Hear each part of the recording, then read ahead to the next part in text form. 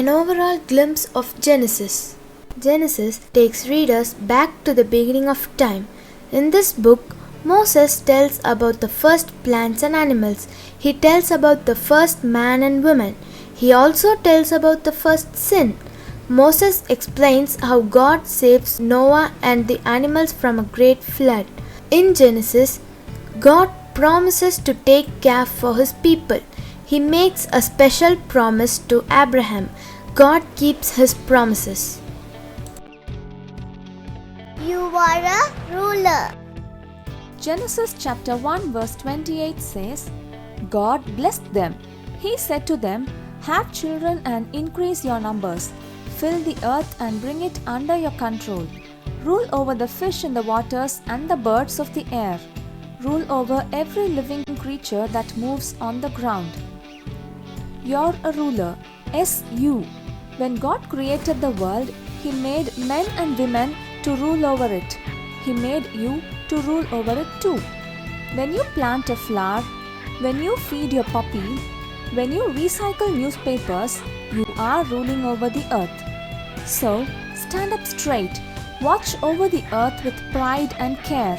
God has made you its ruler. And now, let each one of us think about this. How can I be a good ruler of the earth?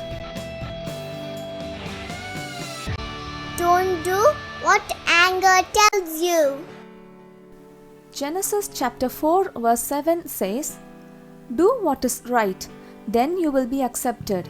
If you don't do what is right, sin is waiting at your door to grab you. It longs to have you, but you must rule over it. Don't do what anger tells you. Bad thoughts and wrong actions are sin. It's easier to sin when you are angry.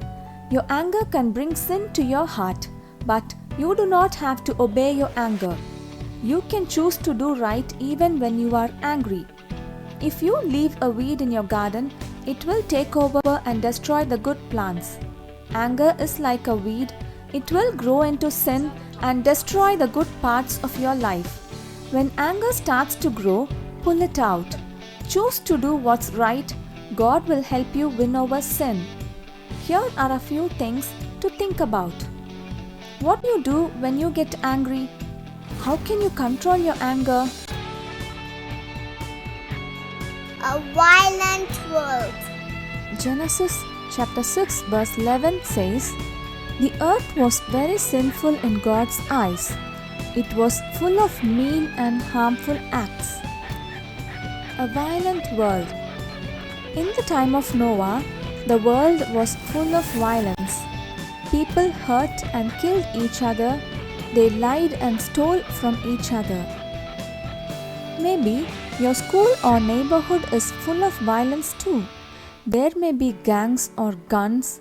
There may be bullies who pick on you. Maybe you even think about joining the bad guys because no one dares to mess with them. Think of Noah. He didn't join the bad guys. Instead, he trusted God. When God told him to build a huge boat, he did. God destroyed the bad guys with a flood, but he saved Noah because of his faith. If you have faith, God will save you too. So, don't join the bad guys. Join the good guy Noah and trust in God. Here are a few questions to think about. What violence have you seen in your world? How should you be like Noah? A rainbow with a promise. Genesis chapter 9 verse 13 says, I have put my rainbow in the clouds. It will be the sign of the covenant between me and the earth. A rainbow with a promise. Did you know that God made a promise to the animals and the birds? God said to Noah, I promise that I will never send another flood to drown you.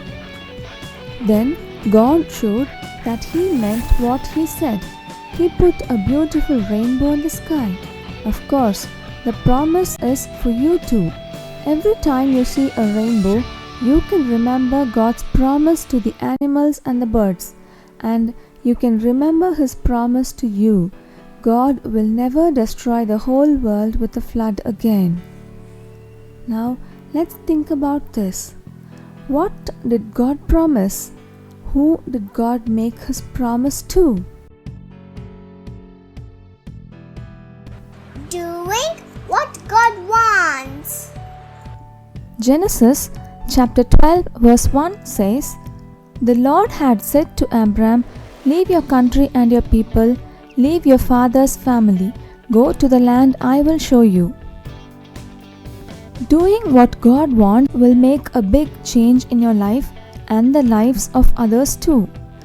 Abram did what God wanted. He followed God's directions. When Abram was 75 years old, God told him to go to a new land. Abram obeyed, so God made him the father of the nation of Israel. God blessed the Israelites. He led them into the promised land. He promised to keep blessing them as long as they followed Him. God will bless you too. In fact, He already has. He sent Jesus, and God promises to bless you when you love and follow Him. Here are a few things to think about. How has God blessed you?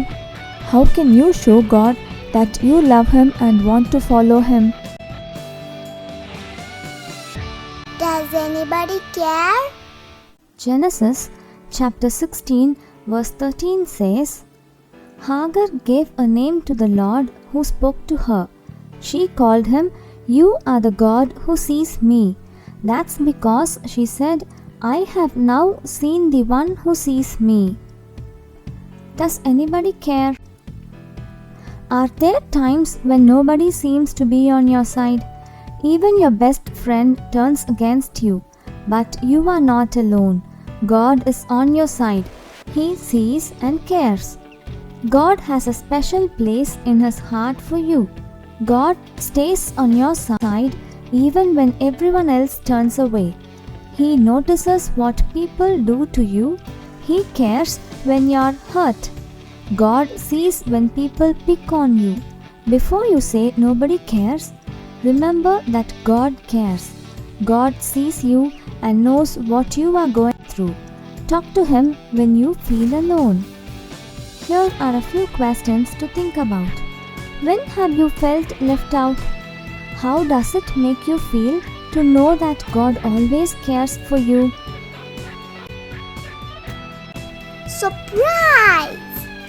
Genesis chapter 21 verse 6 says, Sarah said, "God has given laughter to me. Everyone who hears about this will laugh with me." Surprise. Does God laugh? Does He surprise you sometime? Yes. Sarah could not have a baby because she was too old. Her husband Abraham was even older. He was 100, but God surprised them. He gave them Isaac, their first son. Sarah was so happy, no wonder she laughed. Has God ever surprised you? Maybe He answered a prayer or sent you a new friend. Maybe He made the sun come out on a rainy day so that you could play outside. Pay attention, watch for God's surprises. Sometimes they will make you laugh out loud. A few things to think about. How did God surprise Sarah? How has God surprised you? What you do shows who you are. Genesis chapter 24 verse 18 says, "Have a drink, sir," she said. She quickly lowered the jar to her hands and she gave him a drink. What you do shows who you are. Do you know that people can tell what kind of person you are by how you behave? When you care for others, you show how kind you are. When you share with someone, you show how giving you are. When you cheer up a friend, you show how loving you are. Rebecca cared for this man. She even cared for his animals.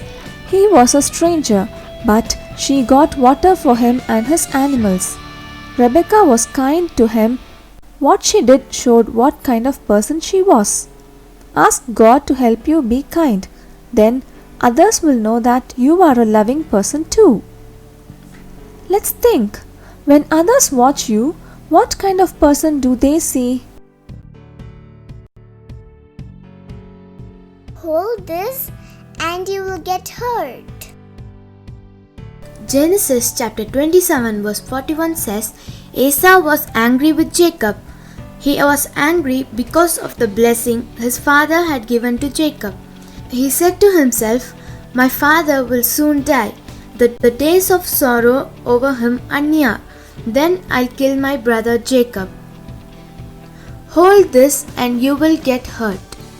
There are some things that will hurt you if you hold them. Things like fire, broken glass, the blade of a sharp knife, and some wild animals. Guess what?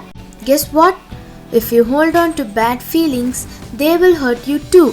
When you are mad for a long time, you hold on to bad feelings. They will make you want to hurt someone back. Asa held on to bad feelings. Those feelings made him want to kill his brother. When you see the terrible things that bad feelings can do, you will never want to hold on to them. Here are a few things to think about.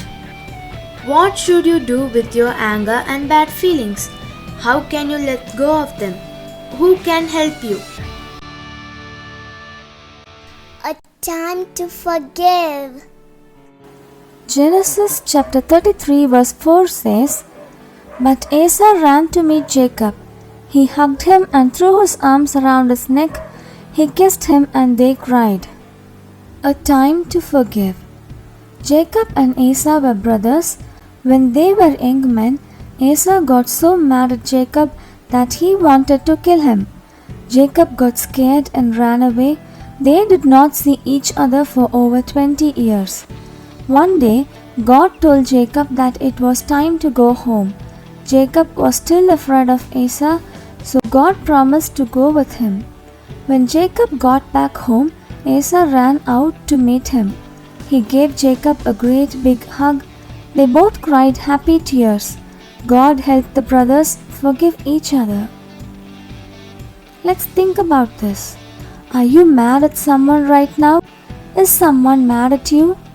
Have you thought about asking God to help you forgive them? God can turn bad into good. Genesis chapter 50 verse 19 and 20 says, But Joseph said to them, Don't be afraid. Do you think I am God? You planned to harm me, but God planned it for good. He planned to do what is now being done. He wanted to save many lives. God can turn bad into good. Have you ever seen a cartoon where the bad guy tries to hurt the good guy? The bad guy's plans backfire every time.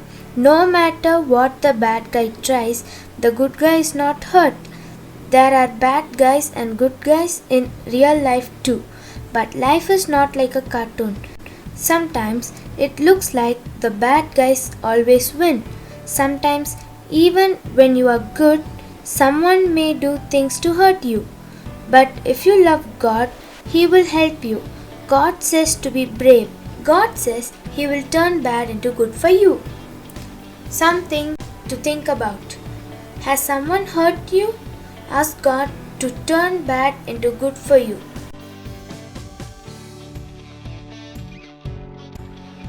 Thank you for listening. God bless you, friends. Take care.